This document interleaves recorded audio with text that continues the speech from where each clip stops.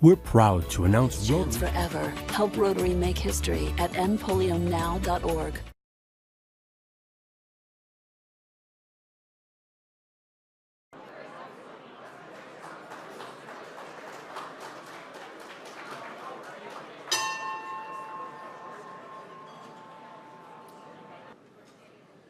Greetings, everyone. Welcome to the Rotary Club of Tulsa. If our volunteers will start meandering. Oh, there you are. You're here. There has not been a coup.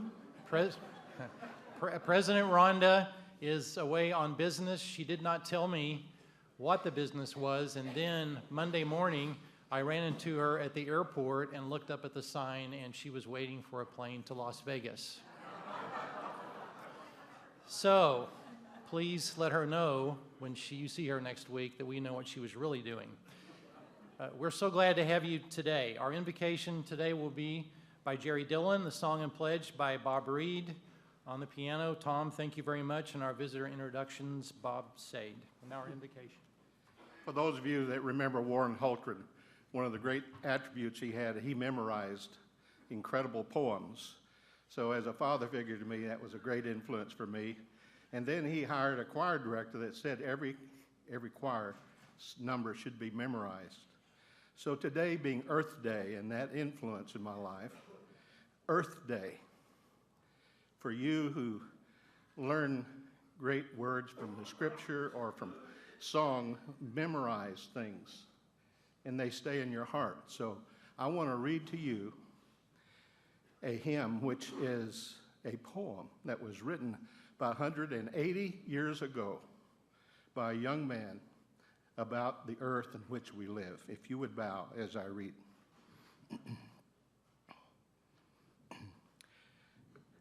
If I start singing, it's because these words have music identified with me, so forgive me if I do. For the beauty of the earth, for the glory of the skies, for the love from which our birth over and around us lies.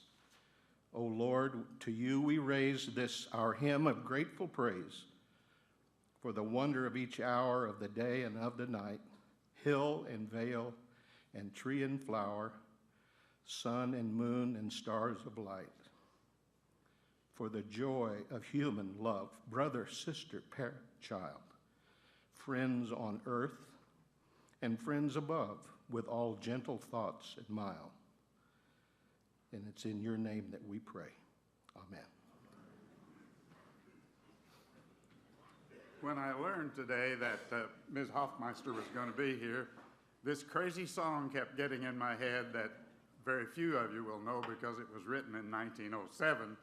I'm not going to sing it, but I will repeat a few of the words, and it's called School Days.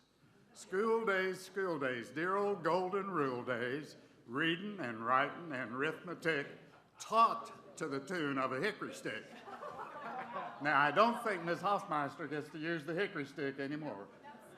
And I don't begrudge her responsibilities. But let's sing America the Beautiful.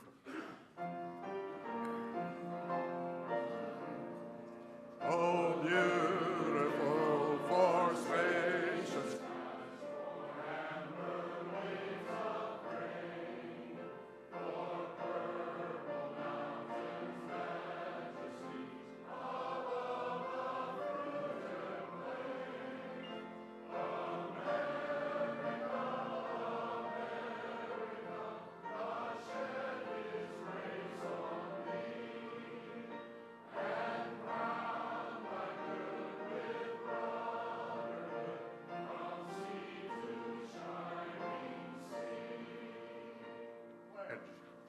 I pledge allegiance to the flag of the United States of America and to the republic for which it stands, one nation under God, indivisible, with liberty and justice for all.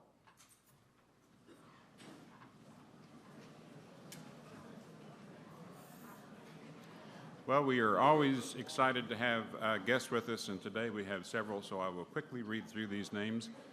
If the guest and the host Rotarian would stand for a moment, we will hold our applause until all have been introduced. Joy Longmire has her husband, Mike Longmire. Bob Burlingame, excuse me, has his wife Ann. Jack Mandeville brought his wife Patsy. Matt Davis has two guests, Reverend David Wiggs with Boston Avenue Methodist Church, and Jose Luis Hernandez, also with Boston Avenue. Michael and Dana Burks have two guests, their daughter, Kelsey, and also Ricky Goins with Star Senior Living. Will Smith brought Kip Lycum. And our Rotaract group has several guests, and I will ask each of you to stand as I name you. These are all people with the Janeda Bachelor Foundation for Children. Melinda Wolf, Ashley Sims, Corrine Gates, Chris Gates, Zaya, and I don't have a last name, and Danny, and I don't have a last name, and Ron Gates. Lou Ann Buehlinger has several guests. She has Kuma Brown, Regional Tulsa Chamber, the principal of Central and Central Junior and Senior High, Ebony Johnson, the principal of Eugene Field Elementary, Riley, and the principal of Eisenhower Elementary, Connie Horner. Del Dreyer has Bob Bradshaw with Air Gas. Rotaract also has Mindy Strain from Spirit Bank. Paul Johnson has his assistant, Amy Miles. And last but not least, our speaker has her Deputy Chief of Staff, Heather Griswold. Now, please welcome all of our guests.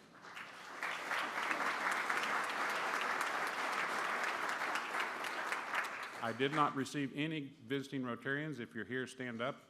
If not, never mind. Okay, thank you. Thank you, Bob. Good job as always.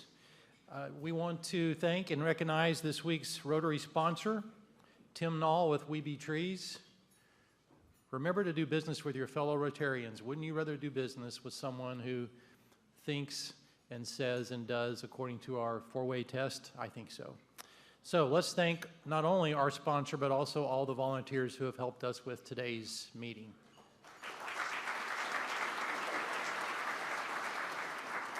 All right, so we're sitting here in the quiet comfort of our gathering place here, and there are people out in the elements doing brave and noteworthy things, and we're about to hear a very special announcement about someone who's, as we speak, doing something I believe to be brave and noteworthy. And so for that, Phil, come on up for a little side mic announcement about the IBA Awards. I tried to set it up for you as best I could. Oh, it's perfect. Yeah, I wish I was, is this on? No? Hello? No?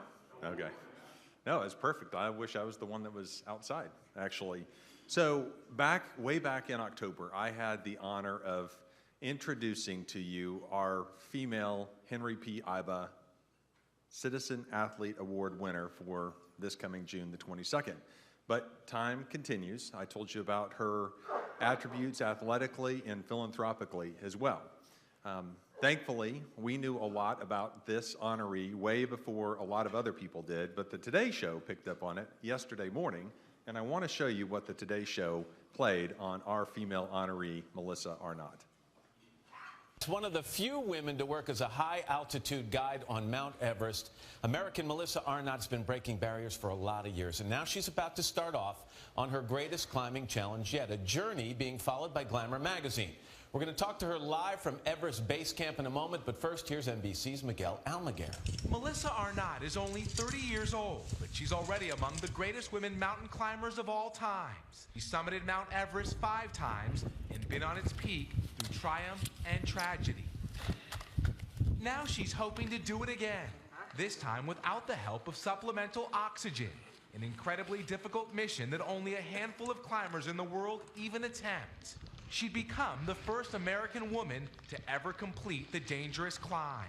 Trying to climb Everest without using supplemental oxygen is enormously challenging. I've now spent 7 years of my life working on this goal.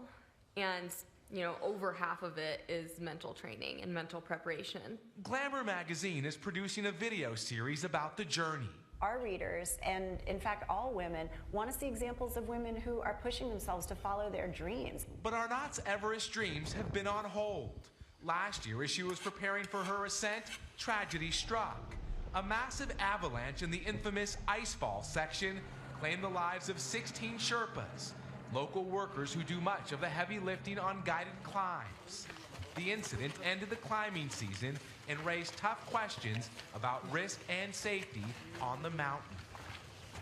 Arnott says she never considered walking away from Everest.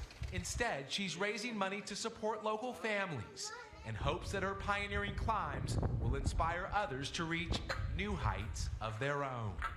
For today, Miguel Almaguer, NBC News, Los Angeles. And Melissa's with us now by phone from Mount Everest Base Camp. Melissa, good morning to you. Can you hear me okay? Matt, how are you doing? I'm doing great. How's the view from base camp? It's a pretty beautiful day today. We've had full sun for the last 2 days, so there's nothing to complain about up here. That's great. Talk to me about this challenge you're taking on, climbing and summiting without supplemental oxygen. You said in that piece you've been training for this for 7 years, and a lot of it has been mental training. What exactly are you doing to get ready? It's hugely about understanding myself and understanding the mountain. So I've worked here for the last 8 seasons, and I've been lucky enough to summit 5 times and get to know myself at that altitude and try to understand what the challenges are when I take away the help that supplemental oxygen offers. So a lot of what I've been doing is training of being uncomfortable and pushing myself to maybe not eat for a really long time while I'm training and see if I can make my body suffer and then overcome that suffering. Just for people who don't know, base camp about 17,800 feet. When are you going to push forward and start to attempt the summit? We're going to have our blessing ceremony in 2 days, which we do every season before we climb with all of the local workers that work here. And then after that, we're going to be ready to start climbing up to the higher camps. And we're going to take about the next 3 weeks to get acclimatized before we start on our final summit push near the end of May. Well, it goes without saying, Melissa, we want you to be safe. It's an incredible accomplishment, and I hope we can check in with you as you continue along your route. Good luck, okay?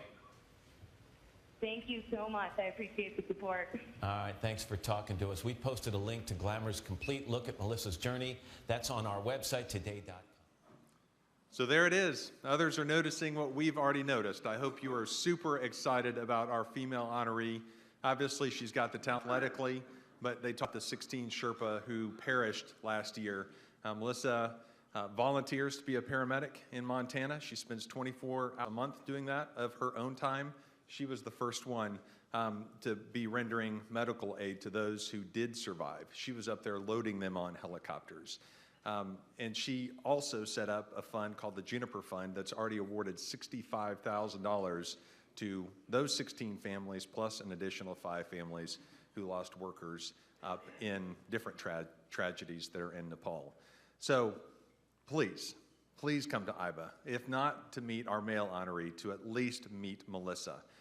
There is table information or information on your table so that you can purchase a ticket or a table to the IBA Awards. There's also a table outside as you leave. And if you can't attend or don't want to attend, think about sponsoring people to attend. There's lots of girls in our city who need to have heroes like Melissa, and they can come to the event and be inspired by seeing her and hearing her and being I don't know, just having something achievable put before them so that they can aspire to do the same things that she's done. So thank you all very much.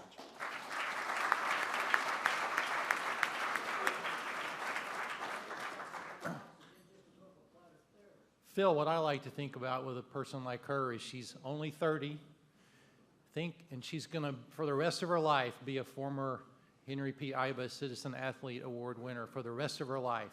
Think what else she's going to do after this is all over. So I'm excited about her.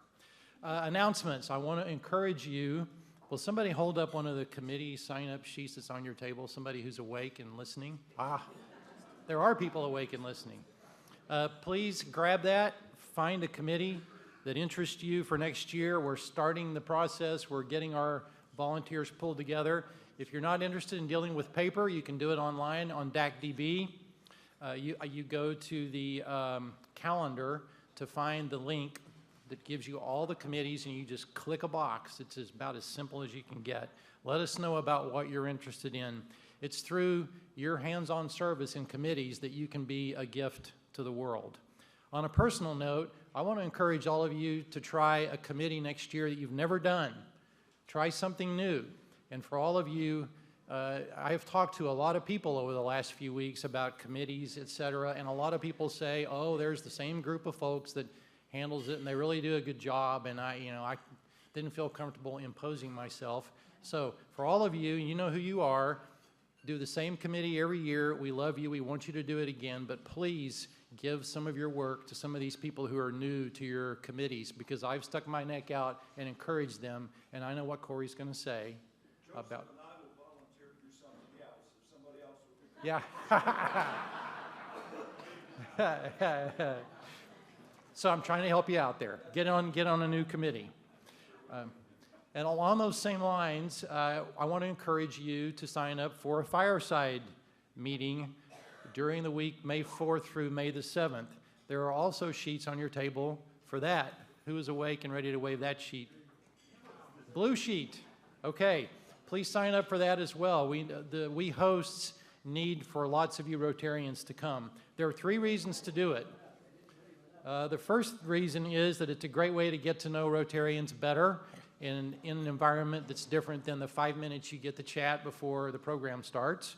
The second reason is that there will be a couple of questions for you and your group at the fireside to answer, so that we will have some input to do some planning for next year. So if you want to have some influence on what we do next year, this is a great opportunity for you to do that, in addition, of course, to your committee service. And thirdly, and maybe most importantly, it counts as a makeup. So please sign up for a fireside. Our announcements, those who are doing announcements, make their way to the front. Hunter, in the meantime, I want to remind everyone that our committee meeting today will be the Club Foundation trustees, who will meet in room 233. And so for our side mics, since Trisha's there, I'll let her go first. Trisha, tell us quickly about our youth exchange. Hi, everybody. It is time to choose our host families for next year. So I wanted to introduce the student that we have that we're scholarshiping to come next year. We are getting a young lady from Spain. She's 16 years old. She speaks Spanish, English, and French. She loves basketball. She's been playing since she was 9 years old. She loves to shop, listen to music, go on walks. She's a teenager. And she loves to study languages, and she's taken an inordinate amount of science classes. It's amazing. And she wants to be a nurse after she graduates from college. Her parents say they have a very close relationship with her. She's a happy girl who is easy to live with. Isn't that nice? So anyway, as you all know, we always bring in a student. Many of you have met Anna, who we have this year from Vienna, Austria. So next year, to kind of set the stage for the young lady from Spain, we've already got her counselor. Alicia Herrera is going to be her counselor. Duff Weddle is going to be her local coordinator, which means he gets to do all the paperwork for the State Department. And then we've got, of course, our committee that does all the fun things. You could join Youth Exchange Committee. There's lots to do. And anyway, so enrich your life by having a student live with you. I can tell, many of us who've hosted before, okay, we're going to help Rotary, we're going to do it. But I'll tell you what, it ends up enriching your life more than anything else. And just ask many of the folks here who've hosted already.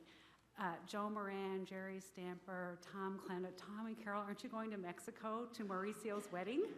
Next week. So he has another son in Mexico now. So anyway, think about it. If you've got questions, ask me or Duff Weddle about it. And then just one little extra little thing.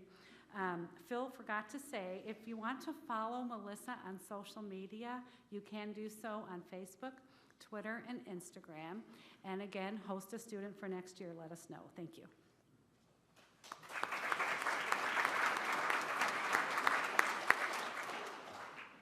All right, Hunter is here to talk to us about the April 23rd Rotaract Wine, Cheese, and Chocolate event. Take it away. All right. Good afternoon, everybody. Thank you for your time. Tomorrow is our big event. You guys have been great in supporting us and corporate sponsors, ticket sales. It is benefiting two charities, RTT and JBFC. We have two beautiful little guests here from Africa. This is Danny and Zai. You guys can actually meet them after. Just quick things just so you guys know about JBFC. It's located in East Africa, in the Katongo, Tanzania. It's about a 70-acre campus. They have about 300 students, and they're boarding about 45 girls. Their main mission is to, alleviate poverty in that part of the country. And then we also have Rebuilding Together Tulsa, which is a local nonprofit. They go in and work on substandard housing. The nice part is they focus on repairs that are safety, security, and weatherproofing for anything that's substandard or fair. We could really use more support on ticket sales, but you guys have been great so far, so we just appreciate your time, and it is tomorrow downtown at AHA. And please stop by and say hello to these two on your way out on your way out of the meeting. Thank you.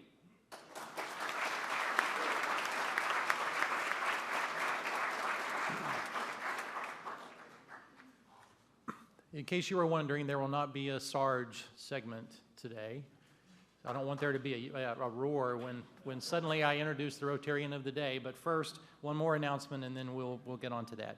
The Medical Supply Network is conducting its annual fundraising raffle. We're all familiar with that after all these years. The tickets are $25 each, or a better deal, $5 for $100. I went to OU, but I still know that's a better deal. So if you're interested in that, see David Peterson, Ben Wyndham, or Brenda Melancon for tickets. There's an early bird drawing for an iPad prize on July the 1st. I assume that doesn't disqualify you for the car, because it'd be neat if you could win the car and the iPad, wouldn't it? And the drawing for the car is on October the 3rd, but it's not too early to start buying your tickets. For those of you who are unfamiliar with MSNI, that's a project that was started by this club. It's now a district-wide project, and in summary, each week volunteers sort medical supplies and pack them into sea containers that are then donated to third world countries. Each month, approximately 8,500 pounds of medical equipment and supplies are shipped from the warehouse to a developing nation somewhere in the world. So it's a great cause, and listen in future weeks when you'll have an opportunity to actually roll up your sleeves and pack those sea containers if you'd rather do that than buy a ticket, but I'm sure Brenda and Ben and David would prefer that you do both. Now for our Rotarian of the Day, Paula Wood. Paula is the Director of School and Community Relations for the Tulsa Public Schools. She joined our club in December of 2010. She is a Paul Harris Fellow and co-chaired Shop with a Cop this past December, did a great job. Please welcome our Rotarian of the Day, Paula Wood.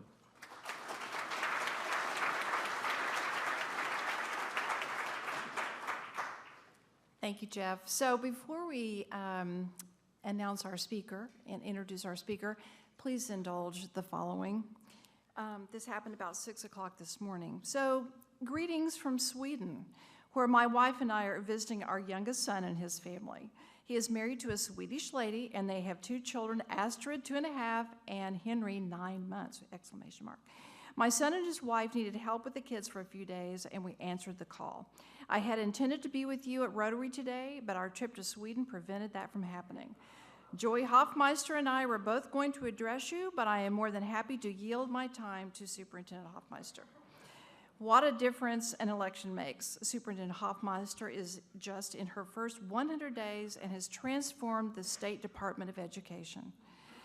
And her 5x5 plan is a well-thought-out solution to many problems facing Oklahoma education. Her speech at the education rally on March 30th was nothing short of spectacular. I am enjoying working with Superintendent Hofmeister, and I am confident that she will resolve the issues facing Oklahoma education. Let me close with this thought. As Paula Wood reads this message, you're looking at a picture of me and my grandchildren, taken just this morning. Just before this picture was taken, my granddaughter Astrid, age 2.5, picked up my iPhone, pressed the camera icon, focused in on me and said, "Smile, Grandpa." Then she took my picture.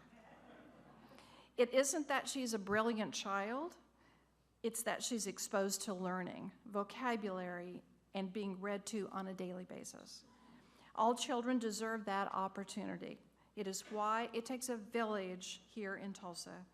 Thanks for all you do for the children of Celia Clinton and all the other schools in Tulsa Public Schools. You are making a difference. Thank you, Dr. Ballard.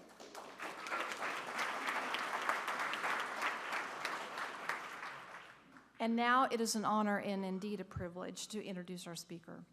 Joy Hofmeister was elected on November 4th, 2014, to be Oklahoma's 14th Superintendent of Public Instruction. A former public school teacher and small business owner, Superintendent Hofmeister has devoted her life to teaching students and promoting higher student achievement.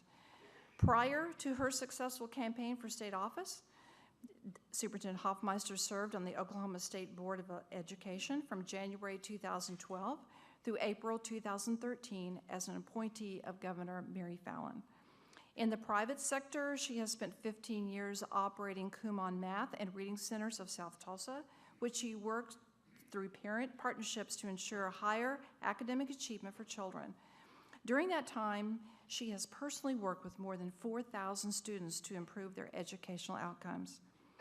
Superintendent Hofmeister graduated with a bachelor's degree from Texas Christian University and holds teaching certificates in English and elementary education.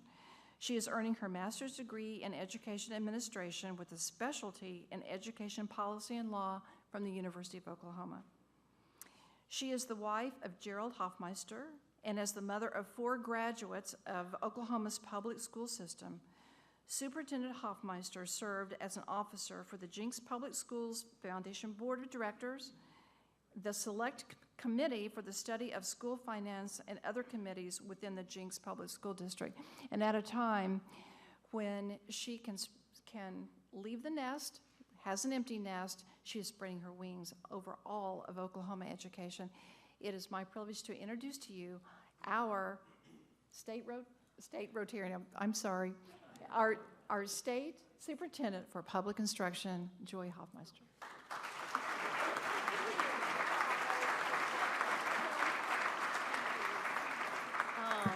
All right. Oh, thank you so much. It's such a privilege to be here. I want to thank Paula Wood for a very generous opening introduction, and also for Dr. Keith Ballard for that very special surprise, taking time to address all of us, and it means a lot. And also President-elect Jeff Hassel, thank you also. And I saw earlier the principals from Tulsa Public Schools, and I'm just curious, are there other educators or past educators here today? If so, I would love to see your hands, those of you. Okay, great. Well, thank you for your service. And I also got a text message when I sat down a little bit ago that my husband is here. He's in the back. And so I get to say hi to my husband, Jerry Hofmeister. Let me tell you, he is the very best, and I am very grateful. I actually was in Tulsa yesterday and was able to, we had dinner together, which was very nice. So it was very nice to see that. And also I have to say hello to Councilman Phil Lakin, who truly our paths have crossed a number of ways, but the most, I think, meaningful is that he served as a State Board of Education member, and when he stepped off to become the councilman for Tulsa, I took his place and was appointed, and history changed. So it sure changed my life, and it has been truly the privilege of a lifetime to be able to serve in this capacity. Well, earlier this week, I did have a very important milestone to me. It was our 100-day mark, and I wanted to review with you a couple of things. You know, we haven't solved all the problems in 100 days, big surprise, right?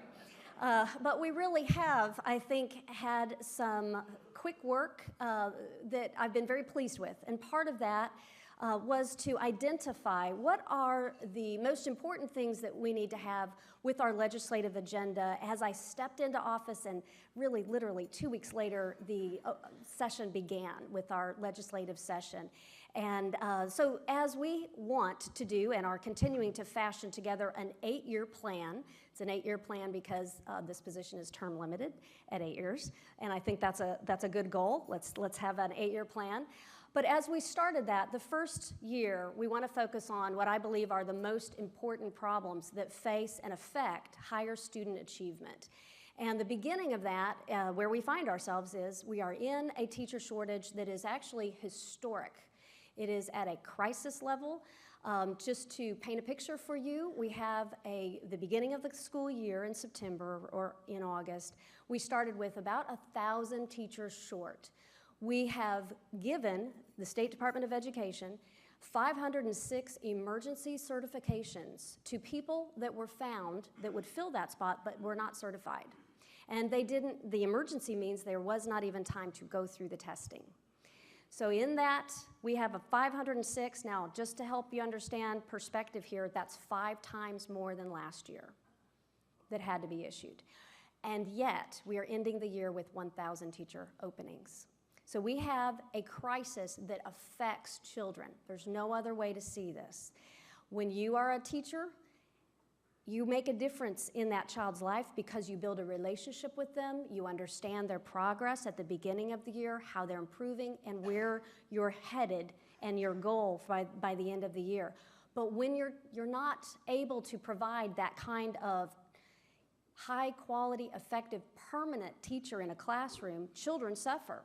Imagine that you are the parent of a first grader who has not had a permanent teacher all year and has a continuous cycle of substitutes that have to learn every 6 weeks or 3 months where that child is, what is typical for them, and then try to develop strategic focus and plan to reach an end where they need to be, a benchmark of progress. And so this is affecting kids. If we don't solve it, we really are not going to be able to achieve what we know every child can and deserves to accomplish if we will provide the supports for them. So that, number one, is what we are setting out to keep at the forefront of everyone's attention, that we've got to solve this. So really, we find ourselves in a situation where there are many reasons why we have a teacher shortage.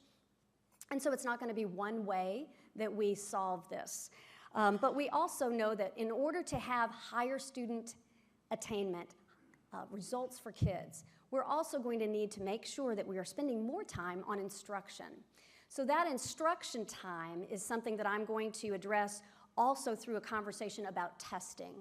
I do believe we have over-testing right now in our state. Part of this is because of federal requirements.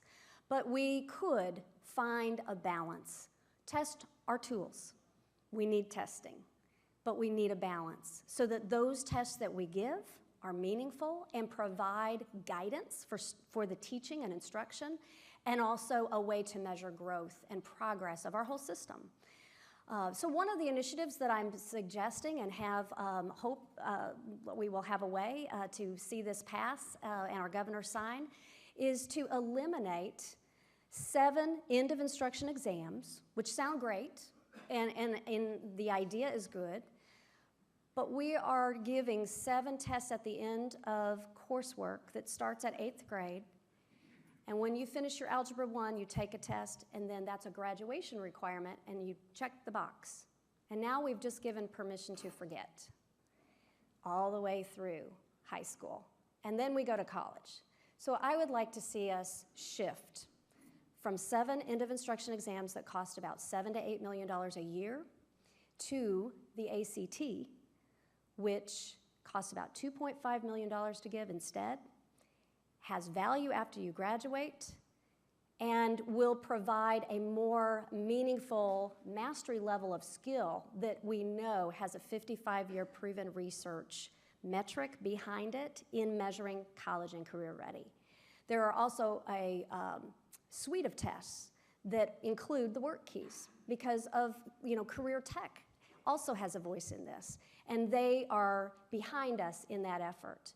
But we know that no college or career tech center is looking at an end of instruction exam that just satisfies a state requirement. But moving forward, I would like to see that and have a way to know that we are working to change the trajectory that our children are on much earlier than being surprised at the end of graduation that they need remediation. So how are we going to measure results that are high enough that our children are getting a top, really first-class education? We're going to see the remediation rate drop because we want our kids graduating ready for college and career or military. But we also want to see graduation rates increase. So we've worked with Governor Fallon to set department goals for the state so that we can have basically a very well-defined, documented accountability for ourselves as a state in education. And we set that so that we would try to be at 87% graduation rate. I know that sounds, maybe to you, it should be 100%. But I want you to know there's not one state yet in the nation that has accomplished a 90%.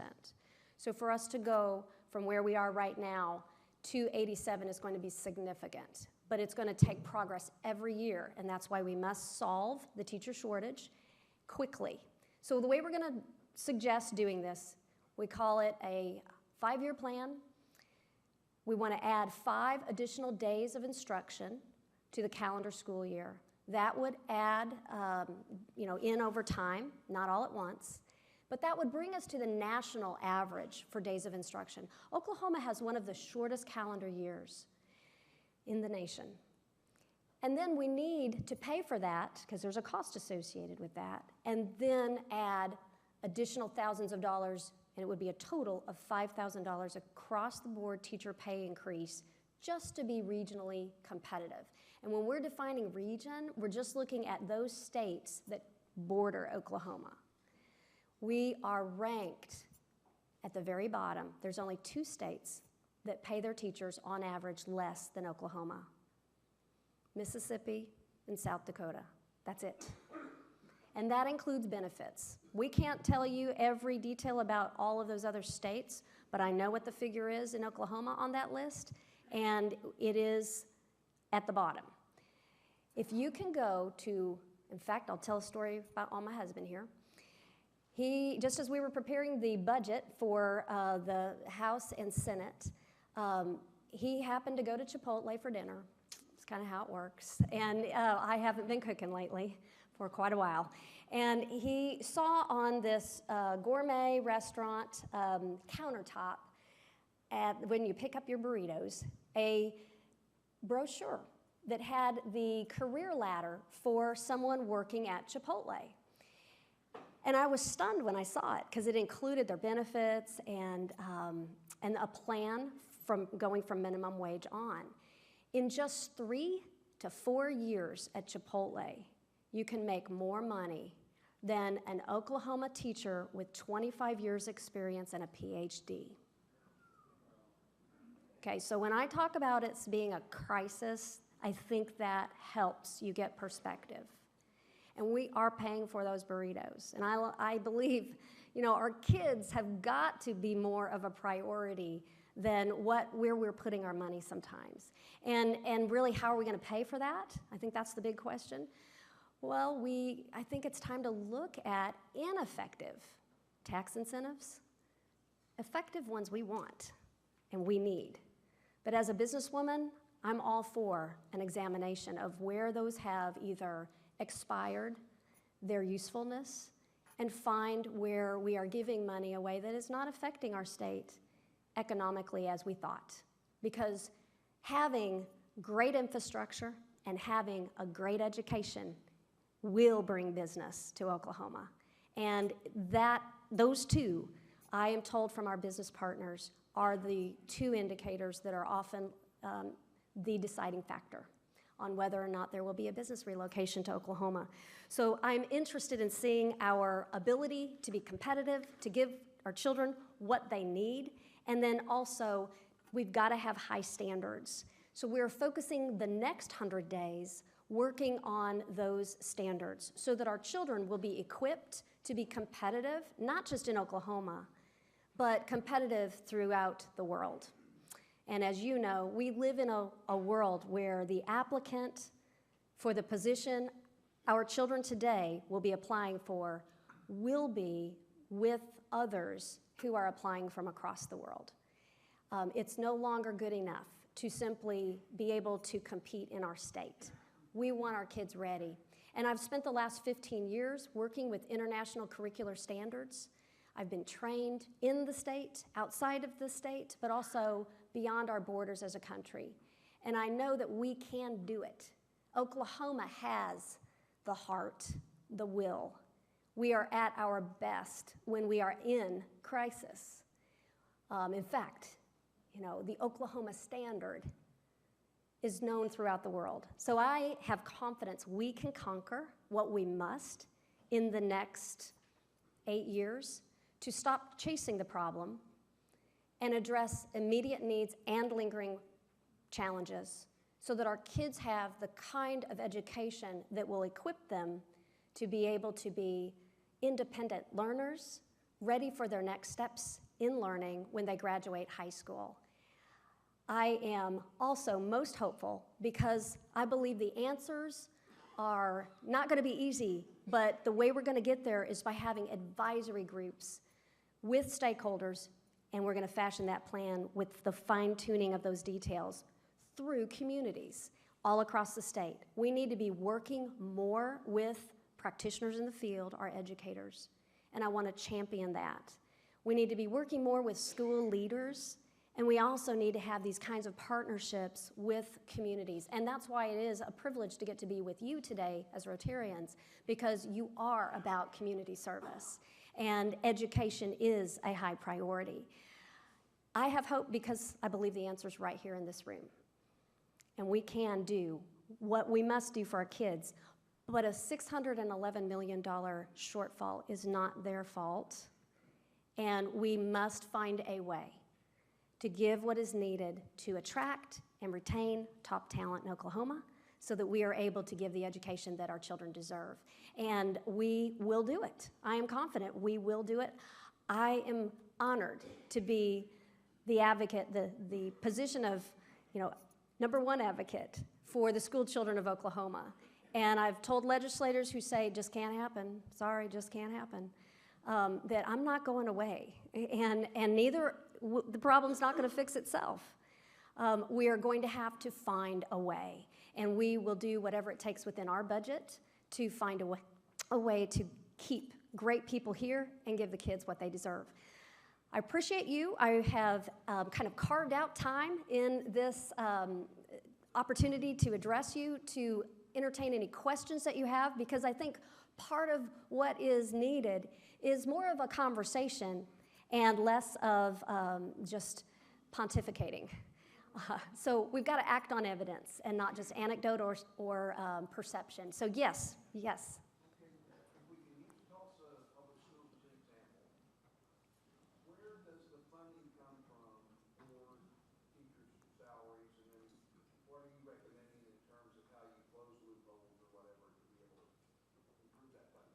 The funding actually comes from the state for teacher salaries.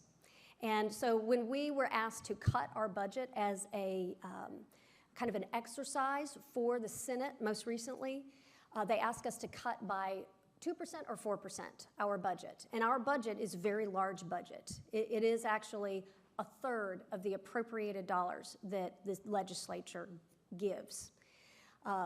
When we did that, 2% means a $50 million cut. 4% means a $100 million cut. Now, anyone who says, you know what, let's just get rid of all those administrators. Well, okay, we could do that, but that's only a 3.58% of our budget.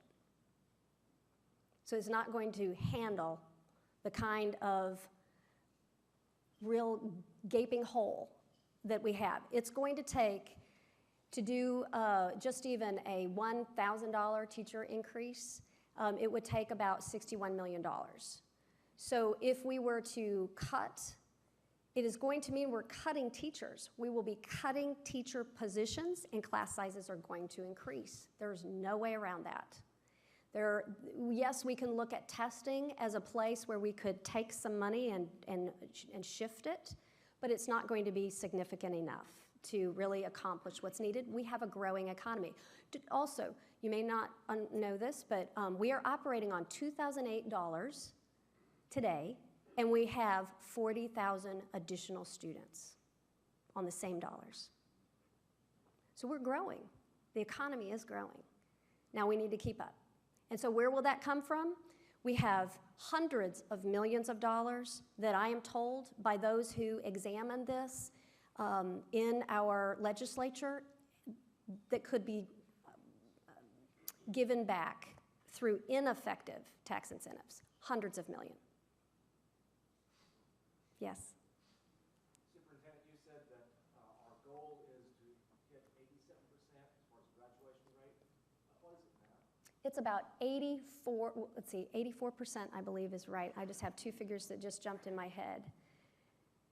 Yes, it is. It's 84%. I believe Oklahoma City is 83.2, something like that. I knew that theirs is a little bit, anytime we have our schools where we have high poverty, we're going to see a lower rate.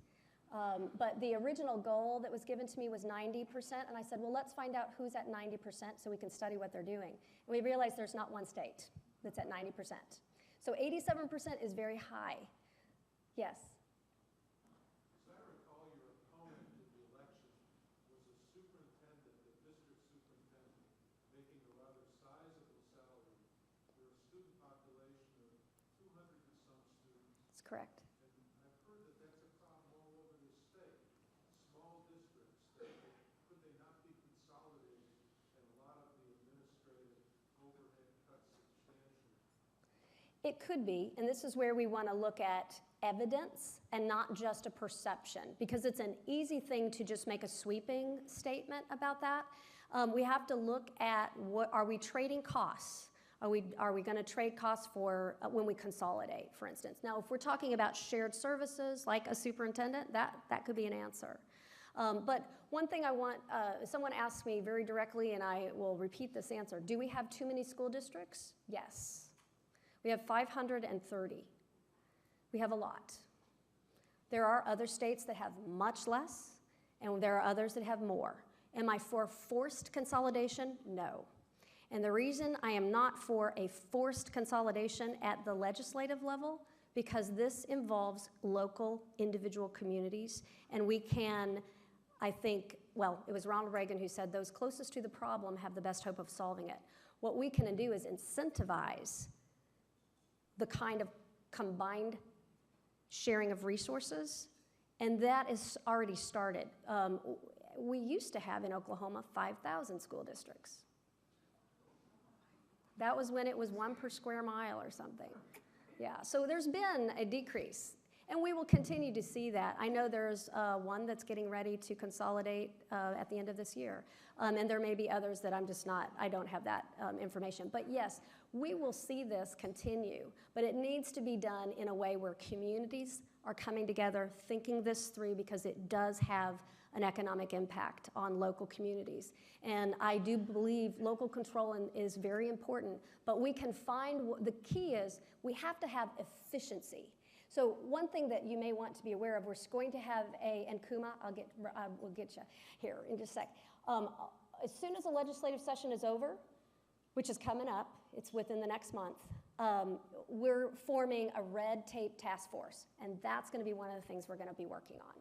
Where do we have wasted dollars because of mandates that our legislators are requesting that have been on the books for a long time and no longer have purpose or relevance? Where are we asking for things in the department with what we ask of schools that we could change and modify to make a greater efficiency? So we will do that as soon as session is over so that we can bring to the legislators in the next session a suite of laws to clean up some of these inefficiencies. And I do think that what you've described can only happen when there is trust. And I want to be able to build that kind of trust so that we can have those kinds of conversations, because I do think it is necessary. Kuma? Hi. I was made a joke that I feel like I'm stalking you because I've seen you a couple times in the past week or so. Yeah. Because I have the unique position of working with the business community and the schools at the same time, I'm wondering, business often wonders how they can best plug in and help immediately the situation of education. I was hoping you could maybe give us some immediate Yes. action steps Okay. the community could take that might help. Okay, yes. Well, and that is why Heather Griswold is here, actually. Heather Griswold is my Deputy Chief of Staff. Part of what I've done as the previous administration had 12, a very flat organizational structure, but 12 assistant state superintendents. We streamlined that to 4, and we have a cabinet that's very small. And I wanted people represented, one from higher ed, one from the business community. My chief of staff is 31 years, retired lieutenant colonel from the military. And then Heather is coming out of her work in the business roundtable work, as well as in the nonprofit work of the Oklahoma Quality Foundation, well acquainted with the Malcolm Baldrige Quality Awards and the qualifying process. So I've tasked Heather, and her first day was Monday, I think. And so Heather is tasked with our advisory committees. We will have many of these, and many of the ways we will engage the business community is through those. We have already began that work. Heather is coming to really formalize that with advisory committees that will meet regularly, to give us recommendations out of those that will be also specialized in different areas within education too. One for special education, one that is part of business and partnerships, another for small business. Other kinds of ways to connect, because I do not believe we're going to conquer the kinds of real challenges that we have in Oklahoma until we have that partnership. We need this mix.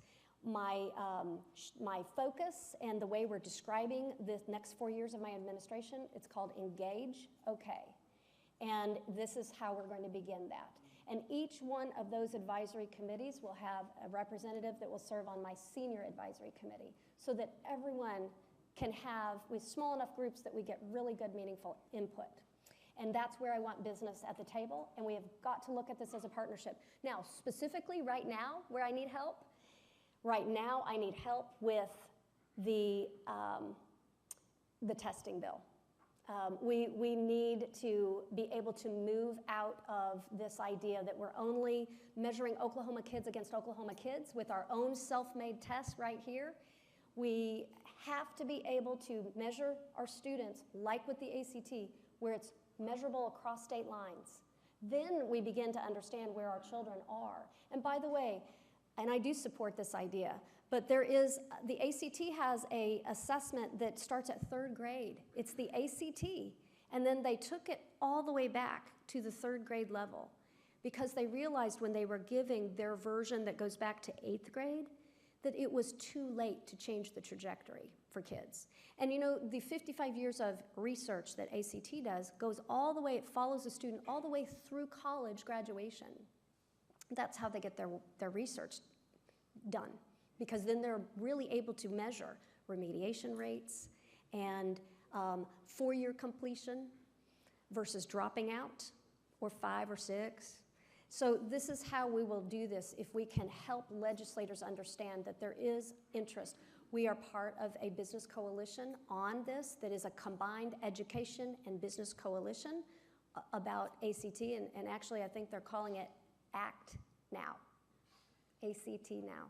Yes?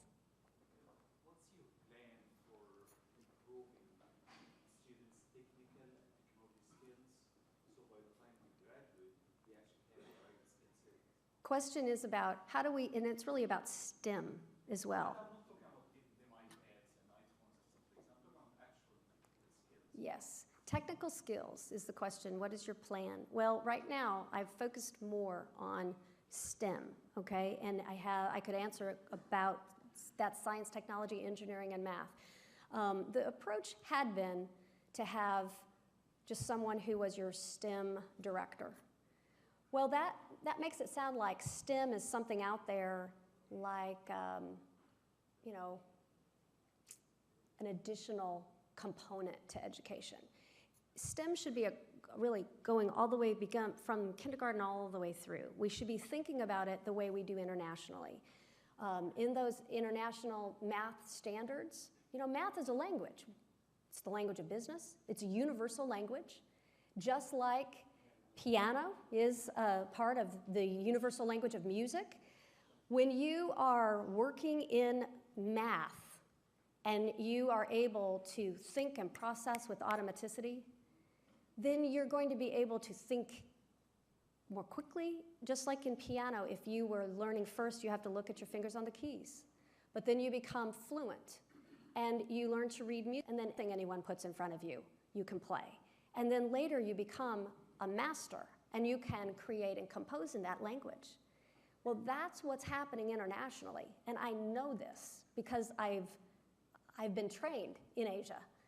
I know where we're missing this. The standards that I've been working in are used in 47 countries. We are missing the boat when we talk about math in terms of, well, we just need to learn this right here, and then we're going to take a test, and then there's permission to forget. Now, it's the similar thing of saying, okay, learn this particular song on the piano. It needs to be like a language that we are beginning to become fluent in the language of mathematics. So technology also folds into that. But the plan there is to first identify the weaknesses we have with our math standards and work then to achieve mastery, and it takes time. When we're in a rush for a test score, then we miss all that is important. The arts are important in a well-rounded education. Okay. So when the focus is on the higher the stakes on a test, you will see a narrowing of focus to just what will be measured. And then it pushes to the periphery all of those important learning opportunities and subjects out. And then as budgets decrease, it really pushes them out.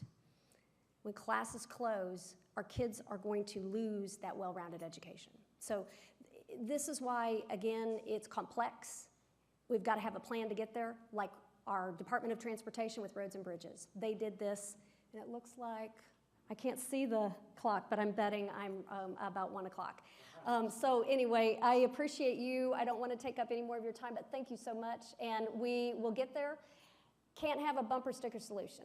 It's going to be complex, but I believe the answer is here. You are part of it. Thank you so much for your investment.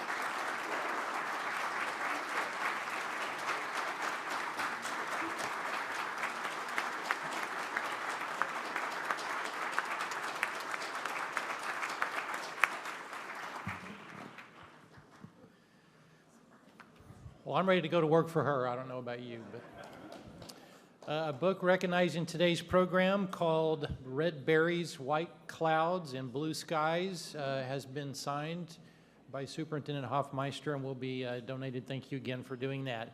A reminder of our upcoming programs: April 29th, that's next week, will be a Camp Enterprise recap, and on May the 6th, Brian Thorstenberg and Brian Pascal from the Tulsa Regional Chamber will speak about Tulsa Future 3. And Rhonda's chosen song as we leave is Sunshine of Your Love. Have a good day. When lights close the tired eyes.